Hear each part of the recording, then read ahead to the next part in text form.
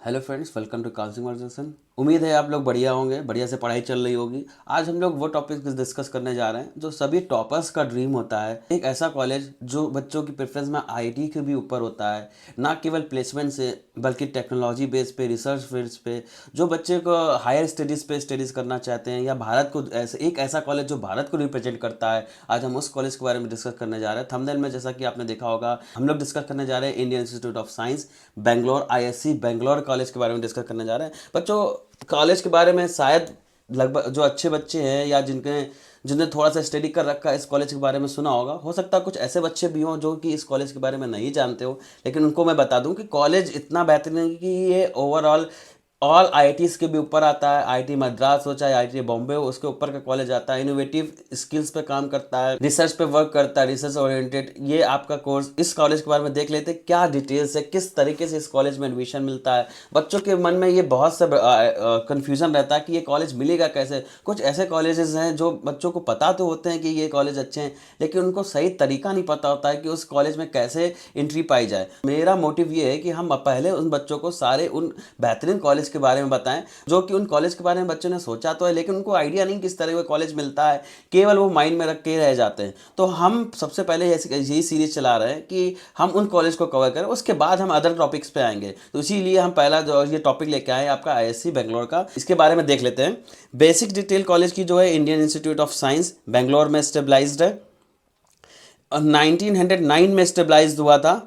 कि ये तो देख रहे हैं कि हमारे आज़ादी के पहले का टाइम से है। और कॉलेज कैंपस की बात की जाए तो बहुत ही ग्रीनरी, बहुत ही बेहतरीन कैंपस है। आपको अच्छा फील होगा जाके कॉलेज, क्योंकि कैंपस जो पूरा ग्रीन कैंपस पे बेस्ड है। बेंगलोर मेन सिटी में लोकेटेड है। कॉलेज की जो डिस्टेंस है, आपकी एयरप्लेन मोड से भी जाएंगे तो भी आपको 30 किलोमीटर ट्रेवल करना पड़ेगा। अगर आप रेलवे स्टेशन जा रहे हैं तो 5 से 6 किलोमीटर के बीच डिस्टेंस रेलवे स्टेशन से कॉलेज की है। कॉलेज सीवी रमन एरिया में पड़ता है, जो कि बेंगलोर से मेन स्टेशन से 6 से 7 किलोमीटर दूर है। आगे देखते हैं कि बेसिक्स ऑफ डिटेल्स मैंने ये बता दिया। Indian institute of science Bangalore, इस कॉलेज का जो मोटिव है आप इसको देख सकते हैं कि ये किस पे बेस है। इसने मैं कॉलेज की वेबसाइट में अपना मोटिव लिखा है। इनोवेटिव स्किल्स पे काम करता है, इंटर डिस्प्लिनरी रिसर्च पे वर्क करता है, and both basic applied science, दोनों ही आपके साइंस पे रिलेटेड हैं। नेक्स्ट चीज़ें हैं कि रिसर्च इंस्टीट्यूट रैंकिंग, कॉलेज की जो रिसर्च इंस्टीट्यूट की जो रैंकिंग है, चाहे आप इसको क्यूएस रैंकिंग पे देखें या एनआरएफ रैंकिंग पे देखें। एनआरएफ तो आपकी इंडिया पे रिप्रेजेंट करती है, लेकिन क्यूएस जो है वर्ल्ड को रिप्रेजेंट करती है। वर्ल्ड रैंकिंग में इसकी क्या है, इसकी क्यूएस अगर आप देखेंगे तो अप्रॉक्स 211 रैंक पे आता है, जिसमें आईआईटी बॉम्बे, आईआईटी मद्रास कोई भी नहीं आते हैं। इन कॉलेज की जो रैंकिंग आईआईटीज़ की वो 300 प्लस है। और आप देख सकते हैं कि क्यूएस रैंकिंग में भी इस कॉलेज का अच्छा परफॉर्म है। अभी क्यूएस मैंने यहाँ मेंशन नहीं किया है, लेकिन मुझे ये पता है, मैं उस हिसाब से आपको बता रहा हूँ। अगर आप देखेंगे कि इंडिया रैंकिंग 2023 में जो रिसर्च में इसकी जो रैंकिंग आई है, वो रैंक 1 दिया गया है इसको। और इंडियन इंस्टीट्यूट टेक्नोलॉजी मद्रास को 2 दिया गया है, और आईआईटी बॉम्बे को 3 रेटिंग दी गई है। तो ये इससे आप ये आइडिया लगा सकते हैं कि कॉलेज का लेवल क्या है, कॉलेज किस लेवल पे वर्क कर रहा है, कॉलेज में जो स्किल्स बच्चों को सिखाई जा रही है वो किस लेवल की है, बच्चों की डिमांड क्या रहती है, सारी चीज़ें आप इसकी अकॉर्डिंग देख सकते हैं। अगर हम 2024 की रैंकिंग पे देखें तो इसको क्या रैंकिंग दी गई है, अगर 2024 में देखेंगे तो भी इसको फर्स्ट रैंकिंग दी गई है। और आईआईटी मद्रास को देखेंगे तो आईआईटी मद्रास को सेकंड रैंकिंग दी गई है। आईआईटी मद्रास को मैं इसलिए मेंशन कर रहा हूँ क्योंकि अभी जितने भी आईआईटीज़ हैं उसमें नंबर 1 रैंकिंग पे आपका आईआईटी मद्रास आता है। तो इसलिए मैंने यहाँ आईआईटी मद्रास को रेफरेंस में रखा हुआ है, ताकि आपको ये आइडिया मिले कि कॉलेज का लेवल क्या है। क्योंकि बच्चों को ये लगता है कि आईआईटी से बेस्ट कुछ नहीं है, लेकिन आईएससी बेंगलोर पूरे इंडिया को रिप्रेजेंट करता है। अगर मैं आपकी टेक्नोलॉजी की बात करूँ या रिसर्च फील्ड पर बात करूँ, अभी मैं जो डिस्कस करूँगा केवल यूजी कोर्सेज के बारे में डिस्कस करूँगा। यूजी कोर्स में हमारा बैचलर ऑफ साइंस आ जाएगा, बैचलर ऑफ टेक्नोलॉजी आ जाएगा, सारी चीज़ें डिस्कस करेंगे एक स्टेप बाय स्टेप। लास्ट तक वीडियो में बने रहिएगा, चैनल्स को सब्सक्राइब कर लीजिएगा ताकि आपको इसी तरह के वीडियोस मिलते रहें। कोई भी ऐसा कॉलेज आपसे मिस ना हो पाए, कोई भी ऐसी इंफॉर्मेशन आपसे मिस ना हो पाए जो आप चाहते थे बट वो आपको मिला नहीं। तो सारी चीज़ें देखने के लिए लास्ट तक बने रहेगा। मैं कट ऑफ भी बताऊंगा, गेटवे ऑफ बताऊंगा कि कैसे आप इसमें एंट्री पा सकते हैं। मेरा आपसे एक रिक्वेस्ट है कि देखिए मेरे चैनल पे कितने % लोग व्यू कर रहे हैं, लेकिन आप लोग मुझे सब्सक्राइब नहीं कर रहे हैं, इससे मेरा मोटिवेशन डाउन होगा। अगर आप लोग के सब्सक्राइब करने, लाइक करने से मैं मोटिवेट होता हूँ, मुझे मोटिवेशन मिलता है कि मैं चैनल को अपने और बच्चों को, जो भी मैं चैनल पे बच्चों के लिए काम कर रहा हूँ, मुझे अच्छा कंटेंट लाने में थोड़ी सी हेल्प मिलेगी। तो कृपया अगर आपको चैनल का कंटेंट अच्छा लग रहा है, हमारी बातें समझ में आ रही हैं, आपको सही चीज़ें लग रही हैं, तो इसको जरूर सब्सक्राइब कर लीजिएगा। लास्ट टाइम मेरे पास बच्चे का कमेंट पड़ा हुआ लास्ट वीडियो में, इसी वीडियो में, कि सर आप सब्सक्राइब वाला लिंक हटा दीजिएगा, जिसमें बीच बीच में सब्सक्राइब बोलता है तो बच्चों को दिक्कत होती है। मैं उस बच्चे की बात से बिल्कुल एग्री हूँ। नेक्स्ट मेरी किसी भी वीडियो में आपको सब्सक्राइब का आइकन, बेल आइकन नहीं दिखेगा, इसलिए मैं आपसे बोल रहा हूँ कि देखिए, मेरा भी एक मोटिव है कि मैं अगर आपको अच्छा कंटेंट ले रहा हूँ तो मुझे मोटिवेशन मिलना चाहिए ना। मोटिवेशन मुझे कहाँ से मिलता है? मुझे आपसे मिलता है। अगर आप मेरे वीडियो को शेयर कर रहे हो, लाइक कर रहे हो और सब्सक्राइब कर रहे हो, तो मुझे भी मोटिवेशन मिलेगा, ताकि हम भी आपके लिए एक अच्छा कंटेंट ला सके। ये देखिए 99.1% लोगों ने सब्सक्राइब कर नहीं रखा है और 0.1% स्टूडेंट ऐसे हैं जो सब्सक्राइब करे हुए। कृपया आप लोग भी थोड़ा सा सहयोग करिए। अगर कंटेंट अच्छा लग रहा है तो इसको प्लीज़ सब्सक्राइब करिए, ताकि मुझे भी मोटिवेशन मिलता रहे। चलिए आगे स्टार्ट करते हैं हमारी अपने टॉपिक पे, जो हमारा टॉपिक था उस चीज़। तो हम लोग डिस्कस कर रहे थे कि क्या रैंकिंग थी स्टूडेंट की, रिसर्च में क्या रैंकिंग है, 2024 में क्या रैंकिंग दी गई, 2023 में क्या रैंकिंग दी। अब ओवरऑल देख लेते कि ओवरऑल रैंकिंग क्या दी गई है, उस बारे में डिस्कस कर लेते। ओवरऑल रैंकिंग की बात करेंगे और टोटल डिस्कस कर लेते। ओवरऑल रैंकिंग क्या दी गई कॉलेज को? IIT मद्रास को यहाँ पर 1 रैंकिंग दी गई है और SC बेंगलोर को 2 दी गई है। यहाँ पर 2 इसलिए दी है, ओवरऑल रैंकिंग की बात कर रहा हूँ मैं, यहाँ रिसर्च की बात नहीं कर रहा हूँ। रिसर्च में जो बच्चे रिसर्च में जाना चाहते हैं, इससे बेहतर उनके पास कोई ऑप्शन नहीं है, इसके बाद ही आपके आइजर्स आते हैं। लेकिन अगर सबसे टॉप का कॉलेज आपको चाहिए तो वो SC बेंगलोर है। ऐसा नहीं कि ये टेक्नोलॉजी में भी नहीं है, टेक्नोलॉजी में भी ये नंबर 1 नंबर 2 पे आपको रैंकिंग मिलेगा। यूनिवर्सिटी कैटेगरी में आपको नंबर 1 नंबर 2 पे मिलेगा। आज से नहीं, पिछले कई सालों से ये नंबर 1 नंबर 2 रैंक होल्ड कर रहा है। तो किसी भी तरीके की आपके मन में ये डाउट नहीं आना चाहिए कि ये नंबर 2 का कॉलेज है नंबर 1 का। आपके अगर ये कॉलेज पाने का मौका मिलता है तो आप किसी भी तरीके से कॉलेज को छोड़िए मत, तुरंत कॉलेज को ग्रैब कर लीजिए। मैं आपको बताऊंगा कौन कौन से ऐसे मेथड हैं, जहां पर कौन कौन से ऐसे प्रोसेस हैं जिससे आप एडमिशन ले सकते हैं। तो लास्ट तक वीडियो में बने रहिएगा। तो हम बताते हैं, मैंने जैसे पहले डिस्कस किया, हम यहां पर यूजी कोर्स के लिए डिस्कशन कर रहे हैं। तो यूजी कोर्स में आपने देखिए, सबसे पहले यहां पर जो पुराना कोर्स था वो यहाँ पर बैचलर ऑफ साइंस के लिए था, लेकिन अभी लेटेस्ट जो प्रोग्राम है आपका बीटेक प्रोग्रामिंग भी ने लॉन्च किया है। आज लेटेस्ट का मतलब ये नहीं कि लास्ट ईयर से, काफी साल से ये भी चल रहा है। बीटेक प्रोग्राम लॉन्च किया। जो ब्रांच है यहाँ पर मैथमेटिक्स एंड कंप्यूटिंग, मेन मकसद इसका कंप्यूटिंग एंड इलेक्ट्रॉनिक्स बेस्ड है, क्योंकि आप जान रहे हैं इंडिया इनोवेशन से बहुत पीछे जा रहा है। अगर इनोवेशन में अगर हमारा फील्ड रिसर्च पे नहीं होगा तो हम बाकी कंट्रियों से और पीछे होते जाएंगे। जो आजकल की जो टेक्नोलॉजी वो रिसर्च बेस्ड है, सभी तभी आगे जो डेवलप कंट्री हैं वो डेवलप होते जा रहे हैं। इंडिया आज जैसे बात की जाए कि अभी भी राफेल हमारा बाहर से आता है, अभी हमारा तेजस का जो इंजन बना वो भी अमेरिका से आया हुआ है। तो अभी हम टेक्नोलॉजी में बहुत पीछे हैं, अगर हम चाइना US से कंपेयर करेंगे या रशिया से कंपेयर करेंगे। आने वाला टाइम अगर हम इस ऐसे कॉलेज और भी हमारे देश में बन जाए तो हमारा देश और आगे जाएगा। तो इस चीज़ों को देखते हुए bachelor of science research field पे बेस्ड है। अगर हम उसकी बात करें इस रिसर्च फील्ड पे, आप किस किस प्रोग्राम में यहाँ पर एडमिशन ले सकते हैं, किस किस प्रोग्राम में आप रिसर्च कर सकते हैं। तो बायोलॉजी में आप रिसर्च कर सकते हैं। बायोलॉजी बच्चों के माइंड में आ रहा है क्या बायोलॉजी वाला PCM जाएगा? बिल्कुल, जो बच्चे नीट देते हैं वो भी बच्चे यहाँ पर एंट्री ले सकते हैं। अभी मैं लास्ट में बताऊंगा नीट वाले बच्चे कैसे यहाँ पर एडमिशन ले सकते हैं। केमिस्ट्री में भी आप रिसर्च फील्ड में जा सकते हैं। Earth science and environmental science पे भी रिसर्च कर सकते हैं। मटेरियल एंड मैथमेटिक्स साइंस पे भी रिसर्च कर सकते हैं। फिजिक्स पे भी आप रिसर्च कर सकते हैं और ह्यूमैनिटीज़ पे भी रिसर्च कर सकते हैं। इतने ये मेथड है जिसके में आप रिसर्च पे आगे फ्यूचर देख सकते हैं। और नेक्स्ट मैंने बताया मैथमेटिक्स एंड कंप्यूटिंग, यहाँ की बहुत ज़बरदस्त है, बहुत ही बेहतरीन ब्रांच है। अभी देखते हैं इसमें कितने नेक्स्ट प्रोसेस किया हमारा सिलेक्शन प्रोसेस, जिसका आप वेट कर रहे थे। अगर इस कॉलेज में मैं जा रहा हूँ तो क्या मेथड है, किस तरीके से हम कॉलेज में एडमिशन ले सकते हैं, तो वो चीज़ें देख लेते हैं। बैचलर ऑफ साइंस के लिए 4 ईयर का प्रोग्राम है। बीटेक ऑफ मैथमेटिक्स कंप्यूटिंग ये भी आपका 4 ईयर का प्रोग्राम है। और बैचलर ऑफ साइंस में हम देखेंगे तो सबसे पहले बच्चों को जो JEE एडवांस वाले बच्चे हैं उनको प्रेफरेंस दिया जाता है। नेक्स्ट जो सीटें बचती हैं वो JEE मेंस वालों को दी जाती हैं। उसके बाद जो सीटें बची हैं वो नीट वालों को दी जाती हैं। और उसके बाद जो सीटें बचती हैं वो आइजर एप्टीट्यूड टेस्ट से जो बच्चे आ रहे हैं उनको दी जाती है। तो ये 4 मेथड हैं जिसके थ्रू आप bachelor of science ISC Bangalore में एडमिशन ले सकते हैं। अगर आपको केवल बीटेक में एडमिशन लेना तो उसका केवल एक और रास्ता है, JEE एडवांस। अगर आप JEE एडवांस को क्लियर कर रहे हैं और अच्छी रैंक ला रहे हैं तो ही आपको यहाँ एडमिशन मिलेगा, अदरवाइज यहाँ पर बीटेक में एडमिशन लेना बहुत टफ है, क्योंकि यहाँ पर सीटें भी कम हैं और जो जेई एडवांस क्लियर करके आना, और जेई एडवांस में भी वही बच्चे यहाँ पर आते हैं जिनको आईआईटी बॉम्बे, आईआईटी दिल्ली में सीएस मिल रहा है, वो बच्चे यहाँ पर आते हैं। तो आप समझ सकते हैं कितनी रैंक तक के आते हैं। लास्ट में मैं आपको बताऊंगा कि क्या कट ऑफ है, कितनी रैंक तक के बच्चों यहाँ पर अप्लाई कर सकते हैं या कितनी रैंक में बच्चों को ये कॉलेज मिल जाएगा। तो लास्ट तक वीडियो में बने रहिएगा। नेक्स्ट सेक्शन एलिजिबिलिटी पे आते हैं। एलिजिबिलिटी पे देखते हैं बैचलर ऑफ साइंस के लिए आपका 4 ईयर का प्रोग्राम है। 4 ईयर का प्रोग्राम है। बीटेक में आपका मैथमेटिक्स एंड कंप्यूटिंग 4 ईयर का प्रोग्राम है। तो सबसे पहले देख लें कि बैचलर ऑफ साइंस के लिए क्या क्या एलिजिबिलिटी है, देन फिर हम देखेंगे बीटेक के लिए क्या एलिजिबिलिटी। तो फर्स्ट हम देखते हैं कि बैचलर ऑफ साइंस के लिए क्या क्या चीज़ें एलिजिबिलिटी में आती हैं। तो पहला है कि आपका पीसीएम होना चाहिए, फिजिक्स, केमिस्ट्री एंड मैथमेटिक्स होना चाहिए मेन सब्जेक्ट, और एक आपकी लैंग्वेज होनी चाहिए। लैंग्वेज में आपकी स्टेट लेवल की लैंग्वेज भी हो सकती है और आपकी इंग्लिश भी हो सकती है। पीसीएम में आपके 60% होने ही चाहिए, एग्रीगेट आपके 60% ओवरऑल होने चाहिए। नेक्स्ट हम देखते हैं कि बीटेक में क्या क्राइटेरिया लगा रखा है। बीटेक में आप देख पा रहे हैं कि 12th क्लास आपको जस्ट पास होना चाहिए या equivalent from a recognised board. 12th आपने पास किया होना चाहिए, कोई मार्क्स क्राइटेरिया नहीं लगा रखा है, आपके कितने भी परसेंट है चलेगा, लेकिन आपको जस्ट पास होना चाहिए। तो ये चीज़ बहुत अच्छी चीज़ है। कुछ वैसे भी बच्चे हैं जो बहुत अच्छी रैंक होल्ड कर रहे हैं बट वो 12th में अच्छा नहीं कर पाए हैं, तो उनके लिए भी ये ऑप्शन ओपन रहेगा। उनको कहीं ऐसा नहीं है कि कोई ऐसा कॉलेज कि आईआईटी लेवल का कॉलेज नहीं मिलेगा, क्योंकि आईआईटी में काउंसलिंग जोसा से होती है।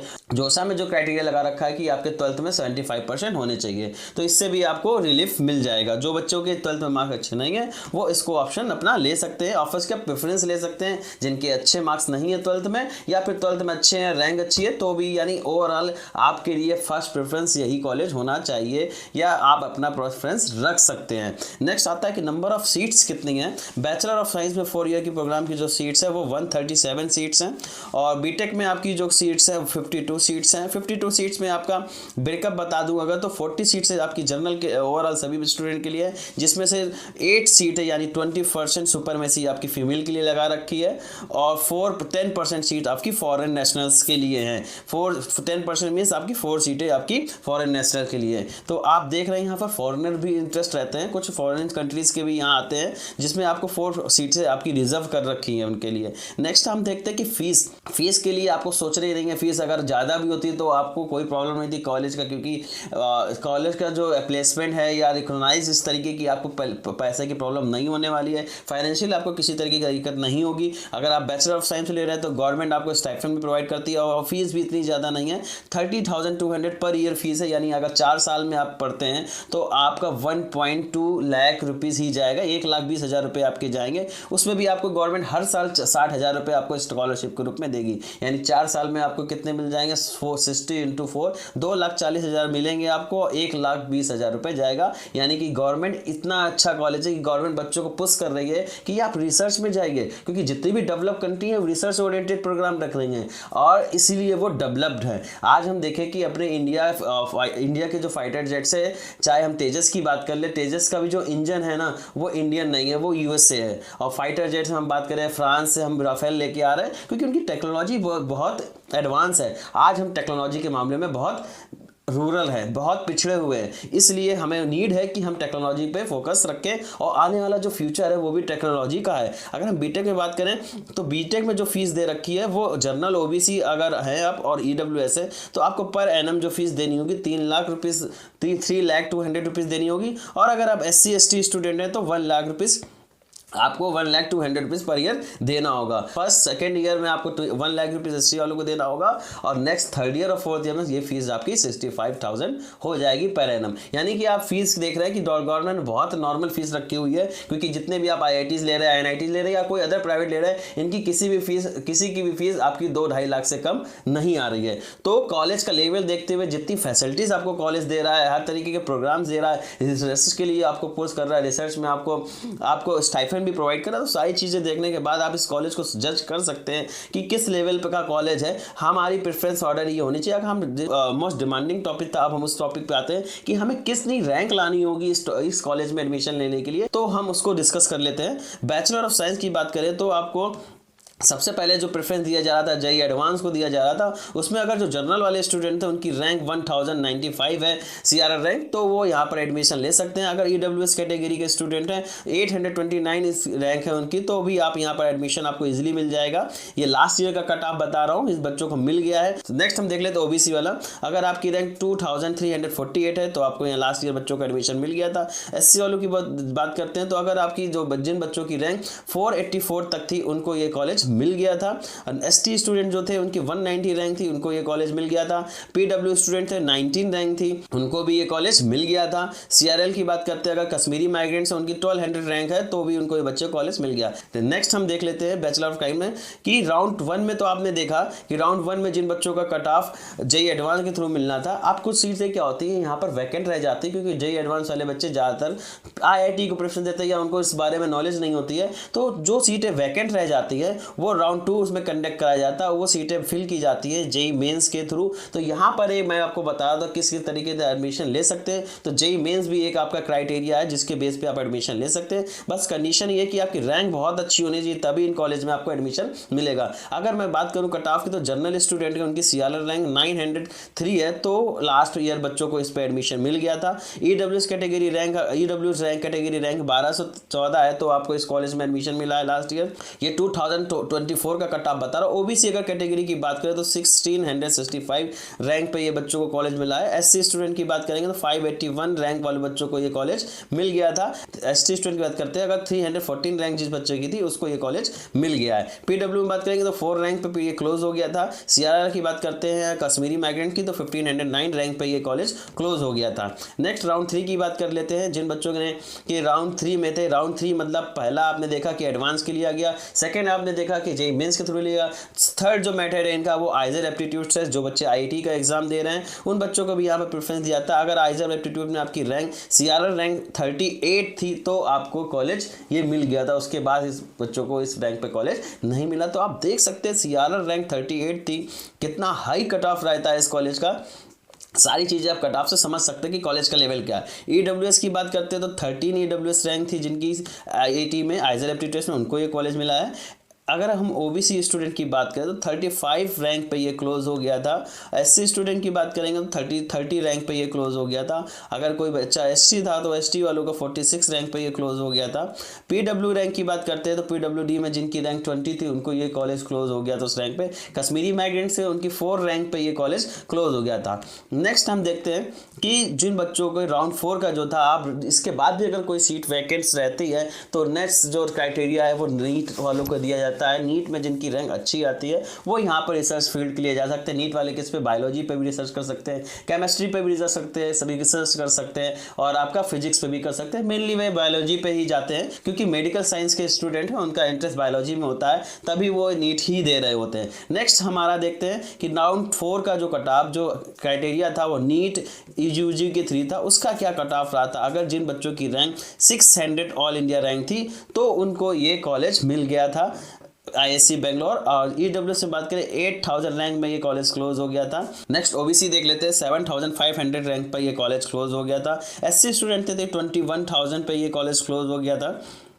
अगर मैं एसटी की बात करूं तो 31,000 पे क्लोज हो गया था। पीडब्ल्यू की बात करेंगे तो 50,000 पे क्लोज हो गया। कश्मीरी माइग्रेंट से तो 660 पे ये क्लोज हो गया था। आप देख रहे होंगे कि नीट में भी कितना कट ऑफ हाई रह रहा है। जिन बच्चों की ऑल इंडिया रैंक 600 है उनको देश का नंबर 1 का कॉलेज मिल जाएगा। मैं एम्स की बात करूँ या जिपमर की बात करूँ, सारे कॉलेज उनको इस रैंक पे मिल जाएंगे। लेकिन यहाँ पर वही बच्चे जाते हैं जो मैंने आपको बताया कि उनका रिसर्च में ज़्यादा इंटरेस्ट है और वो आगे बहुत अच्छा करने वाले, क्योंकि ये कॉलेज का मेन बेसिक ही है, रिसर्च और इनोवेटिव बेस्ड है। तो जैसे सुपर कंप्यूटर्स हो गए, उस तरह की जो टेक्नोलॉजी विकसित होती है ये हमारे आईएससी बेंगलोर से ज़्यादा निकलती है। नेक्स्ट बात करते हैं कि अगर आप इस कॉलेज में पढ़ रहे हैं तो गवर्नमेंट आपको क्या हेल्प करती है। जैसे मैंने बताया कि आपको स्कॉलरशिप भी, यहाँ स्कॉलरशिप की सुविधा भी प्रोवाइड की जाती है। बैचलर ऑफ साइंस में जो रिसर्च फील्ड पे बच्चे जा रहे हैं उनको यहाँ पर गवर्नमेंट स्टाइपेंड प्रोवाइड करती है स्कॉलरशिप के थ्रू। इसमें यहाँ पर स्कॉलरशिप प्रोग्राम भी दिया जाता है स्कॉलरशिप प्रोग्राम की बात करूँ तो बैचलर ऑफ साइंस में दिया जाता है। स्कॉलरशिप में जो बच्चे मेरिटोरियस स्टूडेंट हैं यहाँ पर उनका अमाउंट ये वेरी करता है। स्कॉलरशिप, नेक्स्ट स्कॉलरशिप जो यहाँ पर आती है बैचलर ऑफ साइंस प्रोग्राम के लिए, ये गवर्नमेंट देती है, ये फिक्स अमाउंट है, ये वेरी नहीं करता है, चाहे आपकी परसेंटाइल कुछ भी हो। अगर आप इस कॉलेज में एडमिशन ले रखा है तो आपको यहाँ पर प्रोग्राम में आपको स्कॉलरशिप मिलेगी। अगर आप पीएचडी के स्टूडेंट हैं तो आपको, आप देख रहे हैं जूनियर, अगर आप पीएचडी के स्टूडेंट हैं आपको कितनी स्कॉलरशिप मिल रही है, 37,000 से लेकर 42,000 तक आपको स्कॉलरशिप मिलेगी। जितनी कि यहाँ नॉर्मल गवर्नमेंट एम्प्लॉय की सैलरी होती है उतनी आपको स्कॉलरशिप मिल रही है। बैचलर ऑफ साइंस की बात करें अगर, जो कि हम लोग मेन डिस्कस कर रहे हैं, उसमें आपको 5,000 पर मंथ ये स्कॉलरशिप मिलेगी, यानी साल में आपको 60,000 रुपीज़ मिलेगा। अगर मैं बात करूँ 4 साल की जो बैचलर ऑफ साइंस की, उसकी फीस ही आपकी 1,20,000 है, जिसमें आपको 2,40,000 स्कॉलरशिप के रूप में मिल जाएगा, तब भी आपका 1,20,000 रुपये बचेगा आपका। तो ये कॉलेज का स्कॉलरशिप प्रोग्राम था। बाकी ये और भी स्कॉलरशिप प्रोग्राम दे रखे। अगर आप एमटेक रिसर्च पे कर रहे हैं तो भी आपको स्कॉलरशिप मिल जाएगी। अगर आप एमटेक कर रहे हैं तो अभी आपको स्कॉलरशिप मिलेगी। अगर आप इंटीग्रेटेड पीएचडी कर रहे हैं तो भी आपको यहाँ पर स्कॉलरशिप मिलेगी। नेक्स्ट हम बात करते हैं कि जो जेई वाले स्टूडेंट हैं जो बीटेक करना चाहते हैं इस कॉलेज से, उनका क्या कट ऑफ रहा था, क्यों बहुत देर से इंतजार कर रहे थे इस टॉपिक पे। चलिए डिस्कस कर लेते हैं कि क्या कट ऑफ रहा था 2024 का। जो बच्चे यहाँ थे मैथमेटिक्स एंड कंप्यूटिंग बीटेक कर रहे थे आईएससी बेंगलोर से, तो मैं बात करता हूँ, ये आपको मालूम है, मैं पहले ही बता चुका हूँ कि अगर आप बीटेक करना चाहते हैं आईएससी बेंगलोर से तो केवल एक ही मीडियम है, आपको जेई एडवांस क्लियर करना पड़ेगा तभी इस कॉलेज में एडमिशन ले सकते हैं। और कट ऑफ की बात करूँ तो लास्ट ईयर जेई एडवांस का जो कट ऑफ गया था सीआरओ 708 कट ऑफ गया था, और ईडब्ल्यूएस का गया था 276 कट ऑफ गया था, और ओबीसी का बात गया था तो ओबीसी की कट ऑफ की बात की जाए तो 634 कट ऑफ रहा था। एससी स्टूडेंट की बात की जाए तो 184 पे क्लोज हो गया था, 199 पे एसटी वालों का क्लोज हो गया था। पीडब्ल्यूडी की बात करता हूं तो 19 पे क्लोज हो गया था, एडवांस की बात कर रहे हैं हम। और अगर हम कश्मीर माइग्रेंट्स की बात करें तो 778 पे ये क्लोज हो गया था। तो ये इतने हाई कट ऑफ रहता है। अगर आपको ये कॉलेज ड्रीम कॉलेज आपका है तो आपको इस हिसाब से मेहनत भी करनी होगी। नेक्स्ट हम बात कर लेते हैं प्लेसमेंट की। प्लेसमेंट पे बात करें तो ज़्यादातर बच्चे यहाँ पर हायर स्टडीज़ के लिए चले जाते हैं। कुछ ही बच्चे जो हैं यहाँ की प्लेसमेंट में बैठते हैं, अदरवाइज ज़्यादातर बच्चे हायर स्टडीज़ के लिए जाते हैं, चाहे वो फॉरेन जाएँ या फिर इंडिया में रिसर्च फील्ड में जाएँ। तो यहाँ पर प्लेसमेंट पे बच्चों का ज़्यादा कम फोकस होता है। यहाँ पर प्लेसमेंट के बजाय बच्चों का फोकस होता है कि वो इनोवेटिव कुछ इन्वेंशंस करें या फिर रिसर्च फील्ड में जाएं। तो प्लेसमेंट भी देख लेते हैं। प्लेसमेंट भी किसी भी आईआईटी से कम नहीं है। यहाँ का हाईएस्ट प्लेसमेंट की बात करता हूँ तो 86 एलपीए रहा है, और मीडियन की बात की जाए अगर तो मीडियन आपका 28 एलपीए रहा है। मैं बात करता हूँ अगर टॉप आईआईटीज़ के भी, तो टॉप आईआईटीज़ का भी मीडियन जो एलपीए है वो 28 लाख पर एनम नहीं आता है। अगर चाहे आपका रिसर्च फील्ड हो चाहे प्लेसमेंट हो, अगर आप इस कॉलेज में आ रहे हैं तो आप हर तरीके से सिक्योर हैं। बढ़िया से पढ़ाई करते रहिए, और कॉलेज में एडमिशन लेने के लिए आपको रैंक भी लानी है। तो कॉलेज में रैंक लाने के लिए आपको अच्छे से पढ़ना होगा, मॉक टेस्ट देते रहिए, आपने कंसेप्ट को क्लियर रखिए, कोई भी चीज़ें डाउट मन में ना रखिए। स्वास्थ्य का विशेष ध्यान रखिए क्योंकि ये सीज़न आपका ठंड का चल रहा है, और ठंड बोल दिया लगा देना, ठीक है।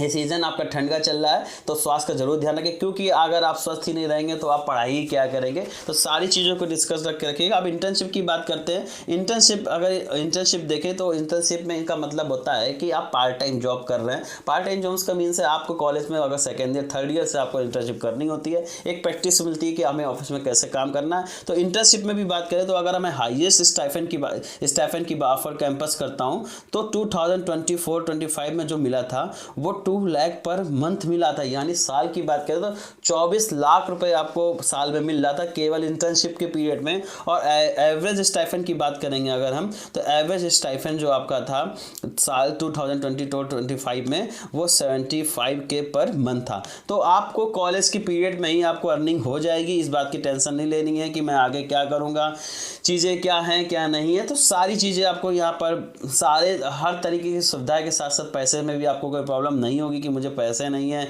मैं आगे की स्टडीज़ कैसे करूँगा। सारी चीज़ें यहाँ पर उपलब्ध हैं। अगर फैकल्टी की बात करते हैं कि आप जान रहे हैं कि यहाँ फैकल्टी तो बेस्ट होगी क्योंकि यहाँ कॉलेज के बच्चे ही बेस्ट निकल रहे हैं, तो इट मीन्स यहाँ के फैकल्टी भी अच्छी रहेगी। ये आप देख सकते हैं कि किस अवार्ड से बच्चों जो यहाँ के फैकल्टी अवॉइडेड किए गए हैं। नेक्स्ट हम देख लेते हैं इंपॉर्टेंट डेट्स। ये डेट्स बहुत इंपॉर्टेंट होती है क्योंकि अगर हम तैयारी कर रहे हैं और टाइम के साथ अगर हम एप्लीकेशन फॉर्म ही नहीं भर सकते हैं, एप्लीकेशन फॉर्म ही नहीं भर पा रहे हैं, तो हम कैसे इस कॉलेज में एडमिशन लेंगे। तो इस कॉलेज में एडमिशन लेने के लिए आपको एंट्रेंस एग्ज़ाम तो देने हैं, उसके बाद आपको आईएससी बेंगलोर की साइट पे जाके अप्लाई भी करना है अलग से। ऐसा नहीं है कि आप केवल एग्ज़ाम दे देंगे और आपको एडमिशन मिल जाएगा, ऐसा किसी भी नहीं होता। आपको कॉलेज की काउंसलिंग में पार्टिसिपेट करना पड़ेगा। काउंसलिंग में पार्टिसिपेट करने के लिए आपको आईएससी बेंगलोर की वेबसाइट पर जाना पड़ेगा। जैसे ही इसका एप्लीकेशन फॉर्म आएगा हम आपको नोटिफाई कर देंगे। इसके क्या, अगर कोई भी एप्लीकेशन फॉर्म आता है या कोई एंट्रेंस एग्जाम आता है, हम आपको टाइमली अपडेट करते रहते हैं वीडियो के थ्रू, अपने व्हाट्सएप चैनल पे मैसेज के थ्रू। तो हमसे जुड़े रहेंगे तो आपको टाइमली अपडेट्स मिलता रहेगा। ये लास्ट ईयर की कुछ इंपॉर्टेंट डेट्स मैंने लगा रखी हैं, इससे आपको ये अंदाज़ा मिल जाएगा कि किस ईयर किस टाइम पे फॉर्म आता है। तो ये चीज़ों को ध्यान रखिएगा और ऐसी वीडियो पाने के लिए हमसे जुड़े रहिएगा। मिलते हैं नेक्स्ट वीडियो में। धन्यवाद, थैंक यू।